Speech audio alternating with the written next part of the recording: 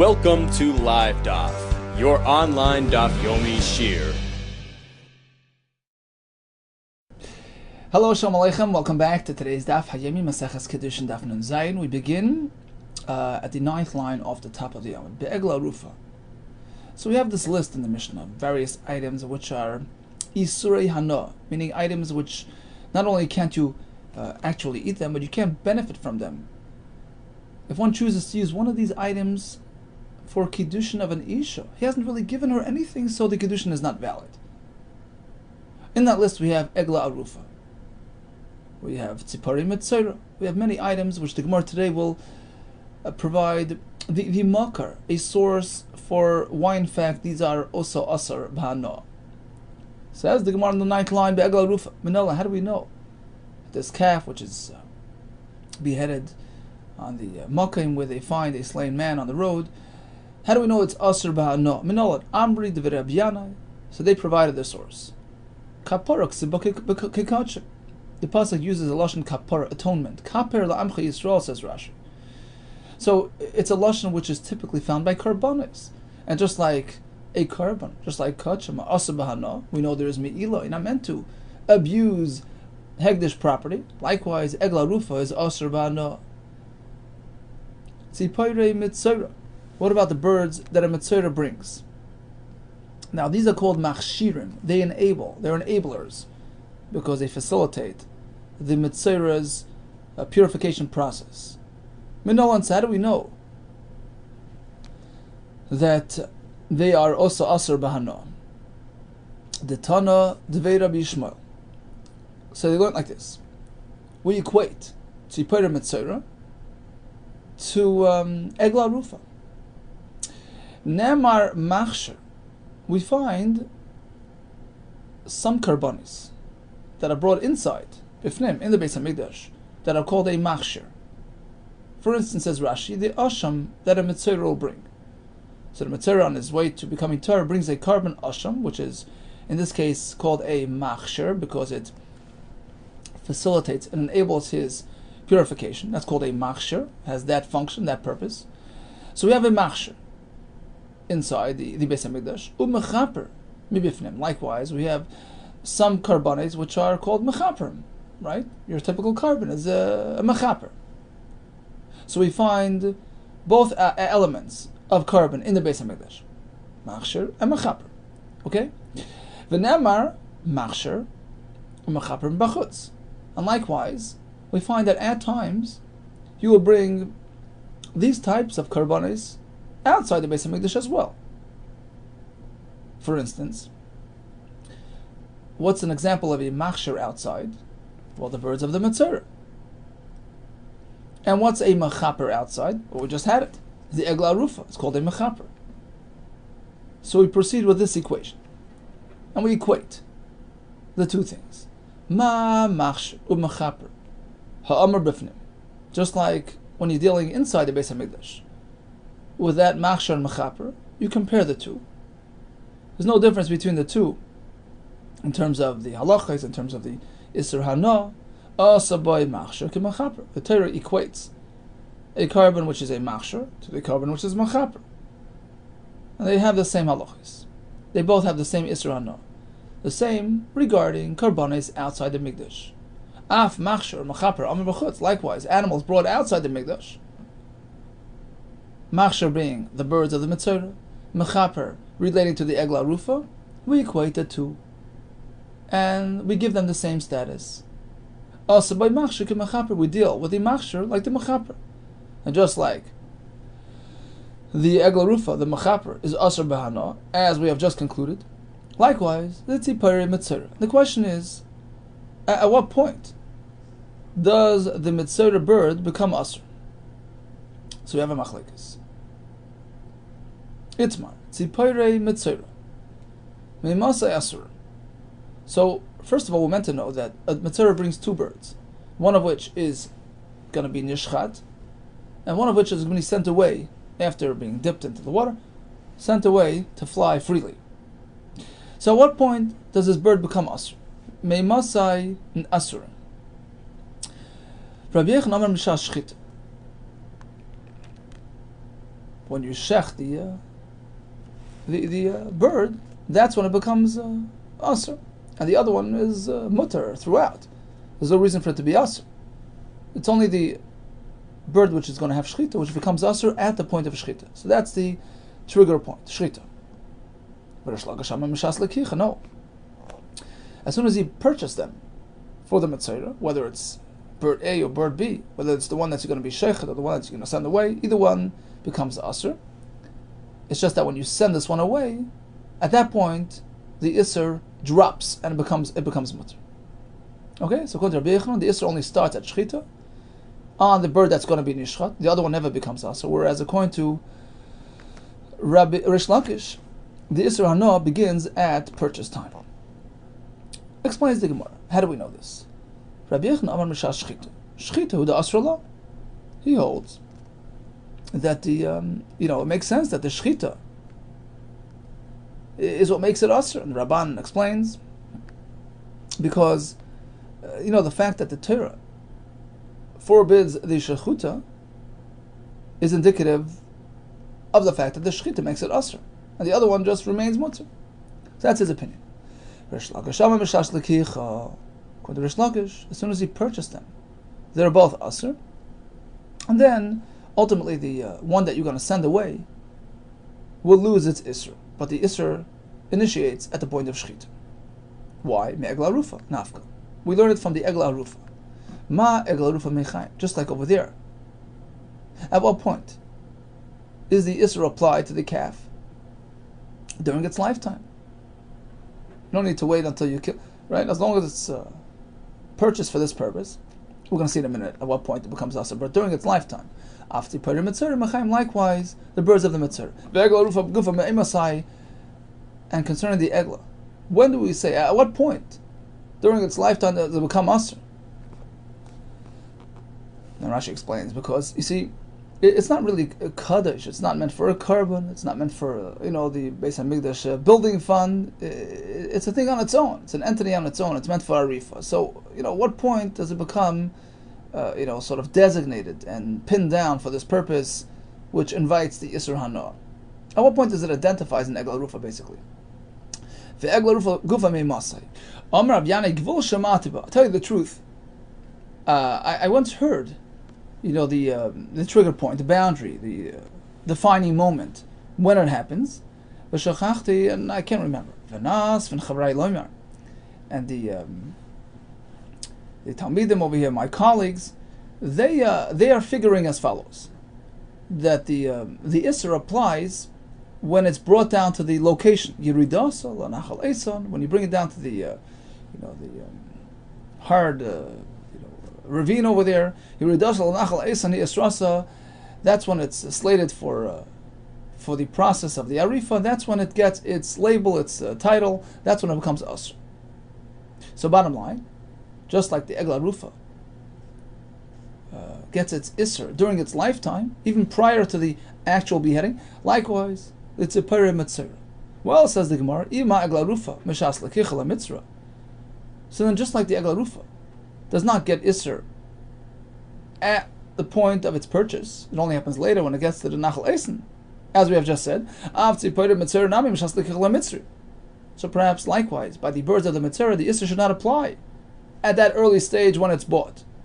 And why did Rish Lakish say it does? Hachi Hashta, says the Gemara, you can compare. The Egla Rufa does have a very defined trigger point, which is delivery to the Nachal Eisan. So it makes sense that the Isser starts then. As opposed to the birds of the Metzora, there's no defined moment where you can say, okay, now the Isser should be applied. Therefore, it's logical, it's probable that if the Isser, in fact, happens during its lifetime, it's initiated at the point of purchase. Bottom line, birds of Metzora are Asr Bahana. According to Rabbi Yehuda, only Mishas Shechita. According to Rish Lakish, Mishas Lekich. Hey, Svei Rabbi Yehuda Rish Lakish. I have a kash on you, Rish Lakish. Called Tzipar Tahira Teichel. So the word Koil is inclusive. Eat everything that's Tahir. What's it coming to include? L'rabbis es ha-misholachas, including the bird of the Mitzvah that's been sent away. It's also mutar bach. When the pasuk says vazeh, asher, asher is once again an inclusive term. Vazeh asher loy toichlo mihem. Don't eat the non-kosher animals, and we're including another animal. What is that? What's the asher coming to tell you? Right? Which non-kosher bird are we including? L'rabbis es hashchuta, the mitzvah bird that has been slaughtered. That is also asur ba'achila. So one pasuk tells you the misholachas is motor. The other pasuk is coming to tell you that the shchuta is asur. Says Rabbi Yehuda, look, according to you, the birds are already asur during their lifetime. So why does the pasuk need to point out that it's asur after shchita? It's already asur from before. Why even discuss after shchita? Or the time perhaps I would think shchita cancels the isur. Mida the hava kachim, just like an ordinary carbon. The machayim asiri, during the carbon's lifetime, you can't enjoy it. Va'asir shchita machshur. But once you do the shchita with the other, avoides of a carbon, it changes its status. It makes it mutter. It transforms it into heter. So perhaps the same applies to the mitzvah bird kamashmon. That's where the pasuk has to point out that it retains its isur. So we thought we had a kasha on Rish Lakish, which we answered. Eisvei, here comes another kasha on Rish Lakish. We have a Mishnah in Meseches Negoyim Shachta v'Nimtzes Treifa. So he does shchita on the mitzvah bird. He discovers to have a critical wound, which makes it, asur, would make it asur ba'achila. In which case Rashi says, here the achila is not relevant, but it's still possible to be used for taharas mitzvah. Rashi says because the pasuk uses the word chayos. They have to be sustainable. They have to have life to them, as opposed to a bird with a critical injury. Okay, so you do the shchita. It turns out to be a treifa, and the Gemara at this point figures the treifa happened through the shchita. He did something wrong. He deviated with a knife, and he made it a treifa. He wounded it as he was doing the shchita. So it happened simultaneous with the shchita. Okay, so it's not suitable for the mitzvah. So go buy another bird and pair it up with the surviving bird. You don't need to buy a brand new pair. Bring another one and pair them up. For the Rishonim Materes Bahana, and the one that underwent the failed shchita is Mutar Bahana, because it was not designated. It did not take part in the process properly. 1 second, says Rabbi Yehuda, it's already asur from before. During its lifetime, it already obtained the isur. So how could it lose its isur hana? Why is it mutar? Right? So maybe as you bought it, it was healthy and strong and it was fine. It was suitable for the mitzvah, so it got the isur. How could it lose its isur hana? According to you. Amar Leis, Rish Lakish says you're making a mistake. Hach my skin was speaking kashinim says treifa b'nei me'eh. It's not like he messed up the shchita. No. Shchita was a proper shchita. Then when they examined the innards of the bird, they discovered a wound within its intestinal system. In which case it's been discovered to have been a treifa all along from day one. So, since at the point of purchase it was not really suitable for this purpose, so it has no kedusha, has no isra. Okay, so that answers that question. Is eisvei?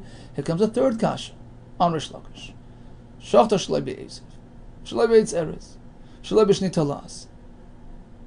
So he did the shchita on this bird without the proper accessories. He didn't have the grass, block of wood, red thread, which are meant to accompany the process.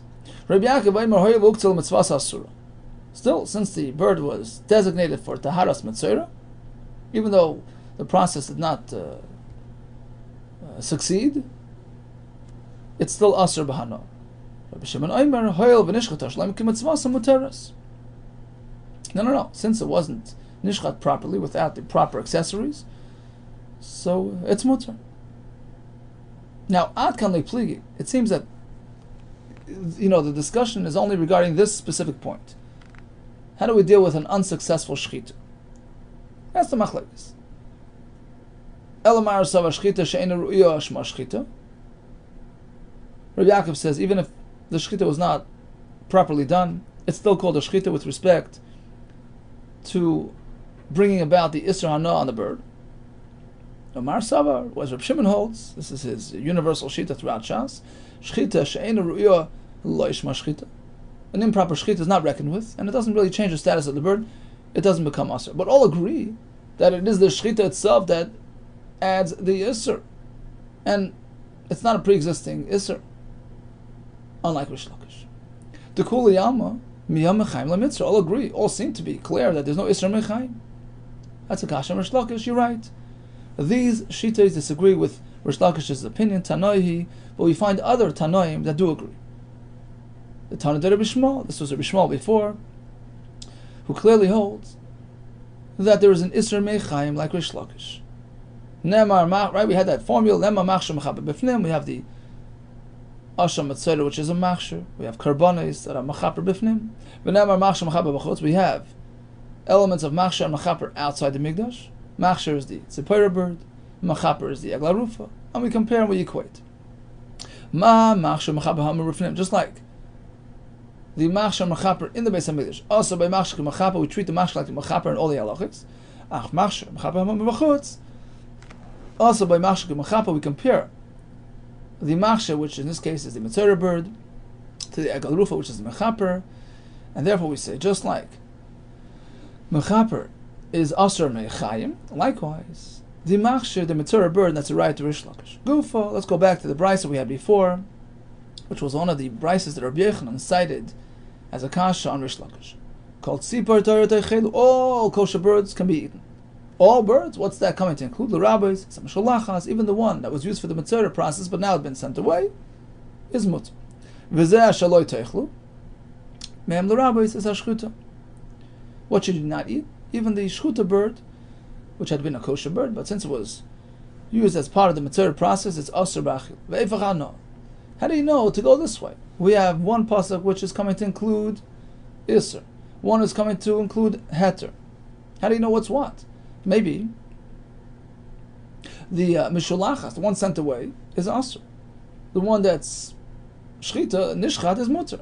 I'll tell you why. We never find that a Baal Chai, living animal, should be Asr forever.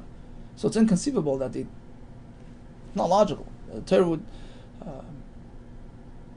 It's more probable. Let's put it this way: that when the Torah says that one of these are aser, it's the one that's nishchat, as opposed to the one that's alive. Maskavlat of Shmuel Rav Yitzchak v'loy.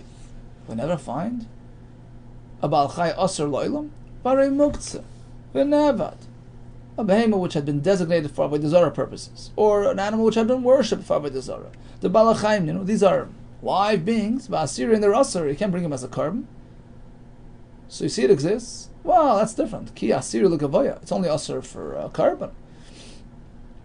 So yeah, there's a concept of isr bal chai l'gavoya, but lehedit mishashari. But for ordinary person, they're mutter. Right? You can shecht a muktzah and a never and consume it. So there's no concept of isr achila for ordinary person by a kosher animal. Says the Gemara, Maskavla Rabbi Yirmiyah, really? Hareveya v'nirva ve'edim.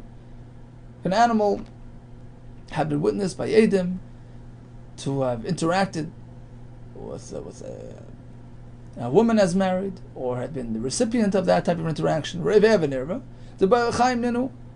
They're animals, they're live animals, Vasiri, and Rashi brings the psukim that they're asr even ba'achila. So we see a Baal Chai who's asr. Elam Rabbi Yechanan Shum Shim Neichai. Lo yimatzinu roi Baal Chaim shasurim. For the most part, there's no concept of Baal Chai which is asr, and therefore it makes sense that the Mishalachas bird is mutter as well. So that's one source. Dvei Rabbi Shmuel Tana, we have another source. Damakra v'shilach al pnei hasada. Send the bird away al pnei hasada. Why use the word sada? To equate it to the sada, kis sada, ma sada muter, just like a field is muter. Af hainam muter is likewise the bird. Well, this word sada is not extra. Hi sada lachi the asa, it's coming for this. Hami Baila is coming to tell you how to send the bird away. Which direction to throw him? The sun kedesanya. Pasuk says, send the bird away al pnei hasada. What's sada coming to tell you? Shalayamad b'yafai v'izrukena layam. Jaffa was a city at the sea. Don't stand at the edge of the city and throw it out towards the sea. Or there's a town called Geves, which bordered the desert. Begeves, don't stand there v'izrukena lamidbar and send it out to the desert. Likewise, nor should you be standing outside the city and send it towards the city. Ella, rather, the correct approach is kol shayimad be'ir, that the fellow should be standing in the city, and send it out towards towards the wall, towards the sada outside the city. So there's a very specific mode of sending away this bird, and that's what sada is coming to tell you. Okay, so it's not available to tell you that the bird is mutter v'idach. So what does Tana de Rabbi Shmuel do? Im kein nichtav cross sada. If it's only coming to tell you which direction to throw, it would say sada. My ha sada. What's the extra hey? Shmam notarti. To tell you that just like the sada is mutter, likewise the bird. Rava Amar. I'll give you simple logic to explain how we know that the tzipar hamishulachas is mutter. Lo amra Torah shlach l'takala. Says Rashi off to the left. Rava Amar. Says Rashi svarahu. Simple logic, common sense. Shama shlachas mutter, that she's mutter. Lo amra ha-Torah shlach l'takala. You're creating pitfall otherwise. Shtei l'michshel avay. Vilu kedena adam v'yechlanu. Did you create pitfall that somebody might catch it and eat it? So, that's the point. That's how we know that it's mutter. So bottom line, to put him at Tzorah, according to Rabbi Yehuda, is only asr at the point of shchit. The other one was always mutter and sent away, no problem. Whereas according to Rish Lakish, the isser starts at the point of purchase, and the shechuta remains asr. Don't think the shchita makes it mutter, and the mishalachas becomes mutter. How do we know? We have many sources, including a svara. Okay. Continuing on the list of Isura Anoah mentioned in the Mishnah, which were used for Kiddushin, Besar Nazir used the hair shorn off the head of a Nazir. It's Asr Ba'anoah. Minel, how do we know it's Asr Ba'anoah? Kadosh Yeh Gadol Peres HaRoshei. So the growth, Gidula Yeh Kadosh, is Kadosh and Asr Ba'anoah. Ima Kodesh Tevis is Damav. If you're going to equate it to Kachim, it comes along with a downside, just like Kachim, which are sold, which are mechulol on money. It works. The money sort of takes the place of the item, and the item becomes chulin, loses its kedusha. Avsar nazar, perhaps the same process can apply to the hair of a nazar. Tevis is damav yaitzil chulin. So can that be true? And we know it's not so. Says the Gemara Mikarein and Kodesh. Ultimately the pasuk doesn't say Kodesh. Kodesh is like a noun. It is Kodesh. It's a form of kachim with all its allowances and pidyains and chilul, right? It doesn't say that. Kodesh Karinim. It should be holy. It's sort of an adjective. This thing has holiness to it, right?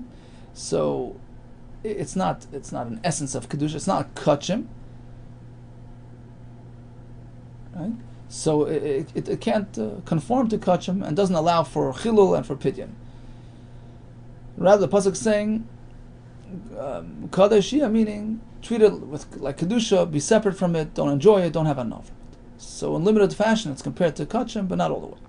Bepeter chamor, we know that's asr b'hana. So the firstborn donkey, which he failed to redeem with the sheep, name him aslisin like Reb Shimon. So perhaps the Mishnah doesn't follow Reb Shimon.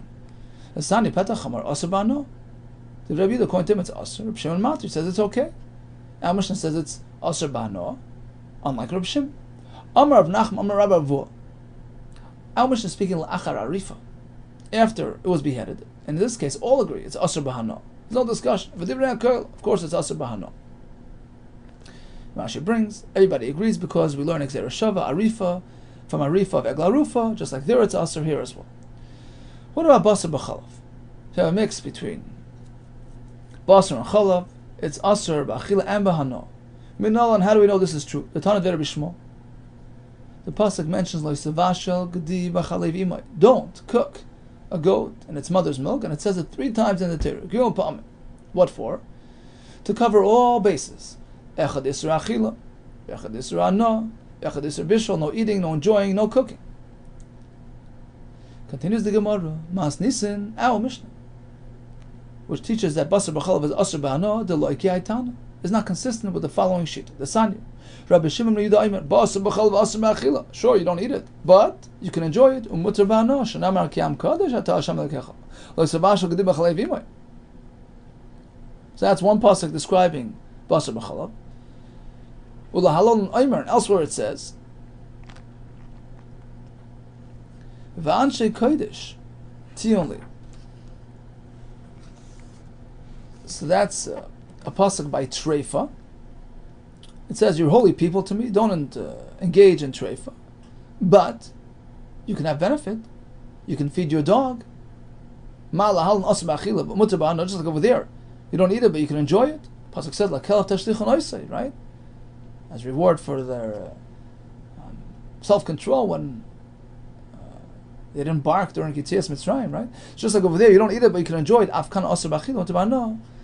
Likewise, Basar B'chalav, although it's forbidden for Achila, but it's Mutar B'hana, that's a Shita, unlike our Mishnah, which says it's Asr B'hana as well. And finally, we have V'chulin Shnishtu B'azara, you take a non-carbon animal and you do the Shchita in the Azara, it's Asr B'hana. How do we know? Manan Emili, Rabbi Yehuda, Mishum Rabbi Meir, Amra Torah. Listen to this formula. Torah says like this. Shchitli B'shali. Take the animal it's meant for me, meaning a carbon meant for Hashem, Bishali, and do the shechita here, in my territory, in the Beis HaMikdash. V'shacha, your carbon do in your place. Right? A private carbon, you meant to do outside the Mikdash.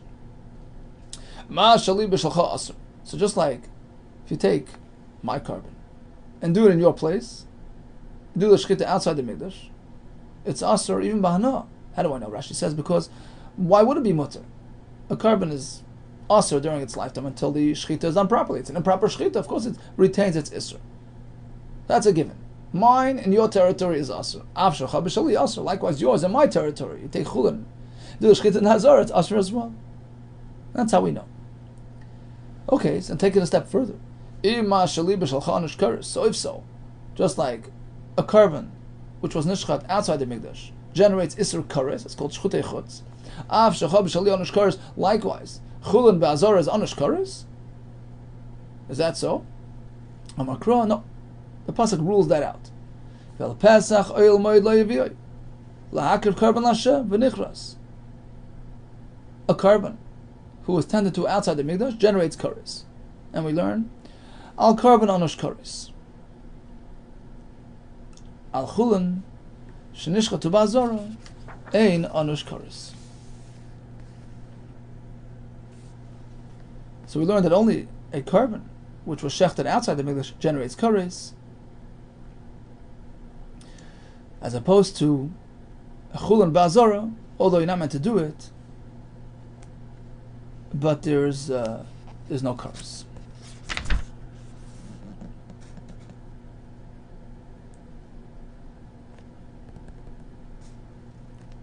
Okay, because the pasuk specifies only this direction, only taking a carbon and doing it outside, so failing to bring the carbon inside, that is liable to kares,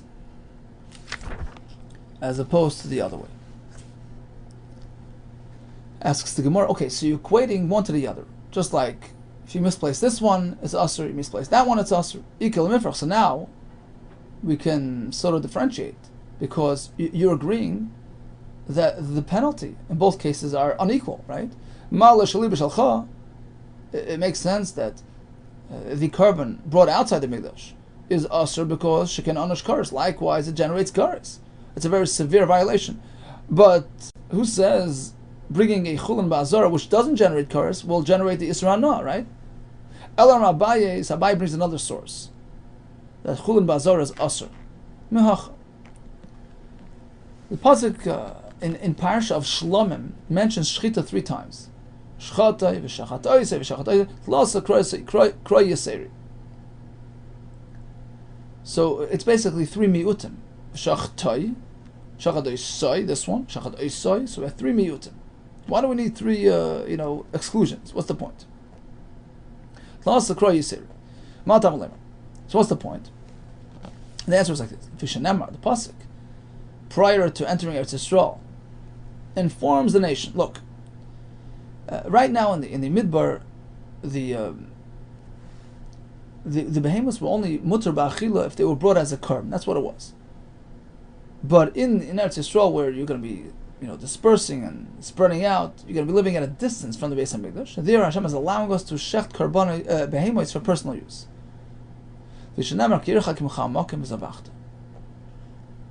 So when you're living far away from the Mikdash, you can take your local sheep, do shchita, and enjoy it. So we learn from there. You can take your animal and do the zvicha, do the shchita at a distance, outside the Mikdash, but not in the Mikdash. But makam karev, v'ata zavech makam karev, as opposed to taking your local animal and doing the shchita in the Beis Hamikdash, you can't do that. Prat the chulin, shaloi. You're not meant to do the shchita on your personal animal if you're in the Azara. So we learn from here, there's an isra of chulin ba'azor. Ve'enli, and the Brisa continues, ve'enli ella tamimim haruim l'karev. So maybe this only applies to an animal who is an unblemished animal, because that's the that was the topic of conversation there. The pasuk was speaking about korbanos, so maybe only that type of animal. What if a person decides to take a Baal Mum, which is not suitable for korban in any case, takes his animal and does the shchita in the Mikdash? Is that okay? Marbani is Bali Mumim, Shekain min hamachsher. No, you can't do it to a Baal Mum either, because it's the same type as a machsher, meaning as a korban which is suitable for akrava. So it's close enough, and therefore, just like you don't take a tamim chulin de azara, likewise a balmum. The rabbi says a chaya. What about a animal from a chaya species, like a tzvi, ayel? Let's say a question of what a tzvi is, but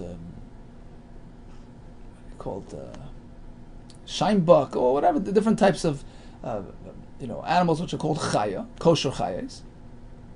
Right. So are they also included in the isra? Yep. Marben is a chaya she b'shchita gebehema, because ultimately the chaya has the same process as shchita, just like a behema, just like you don't do shchita on a behema.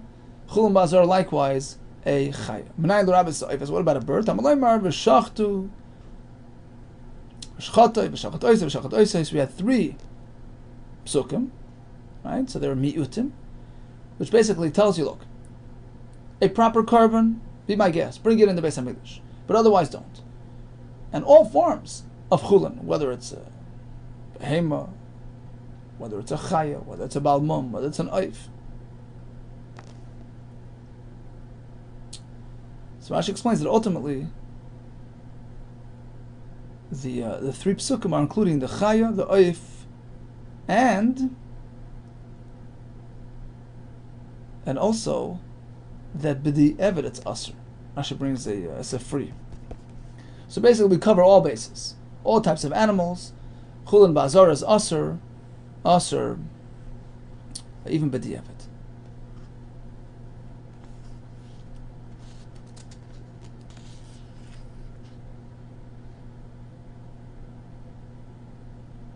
So actually, Tesis learns that we have 3. Well, one is for Baal Mum. It's also included. One is for Chaya. One is for Oifes. So whatever it is, we include all. We cover all bases. Says the Gemara. Oh, here we see b'di'evet, right here. Fine. So don't do it l'chatchila. Who says that b'di'evet, once the shchita happened, it's asr? Maybe b'di'evet it works. Tamalaymar, it's the whole story again. You're living far away from Yerushalayim. Gesundheit, enjoy, do the zvicha, eat it.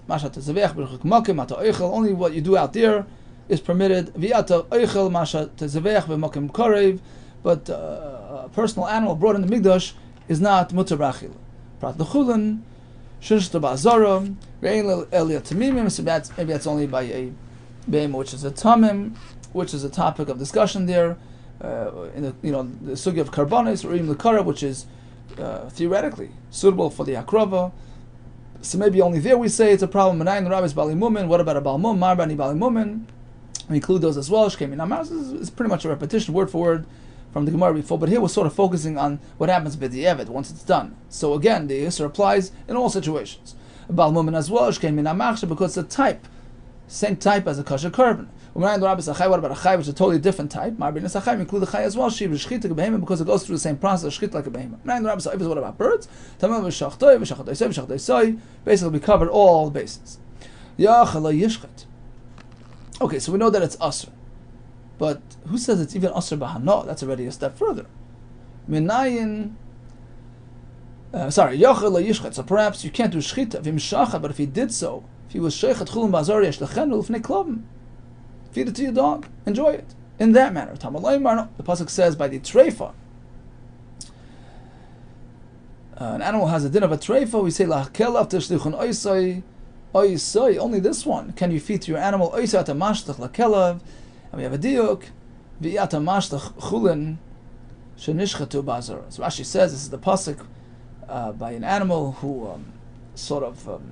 left the mother animal's domain, was partially born, came back in. That's called a treifa, asur b'achila. So that animal is asur b'achila, but it's mutar b'hana. Send it to the dogs as akaras hatayit, what they did for us upon leaving Mitzrayim. But otherwise, you see the contrast is like this. Rashi explains the animal that sort of left the unborn fetus, which sort of got partially born and came back in. That's called yoytzei chutz l'chitzasei. It left its boundary. So in that case, it's asur b'achila but mutar b'hana, as opposed to a case which is strikingly similar, but in the reverse. Something that came lifnim b'chitzasei. It went too far in. It went, sort of beyond its boundary, but inward. It violated the boundary of the Beis Hamikdash. It was chulin ba'azara. So it's like a case, but it's a similar case, but contrasting.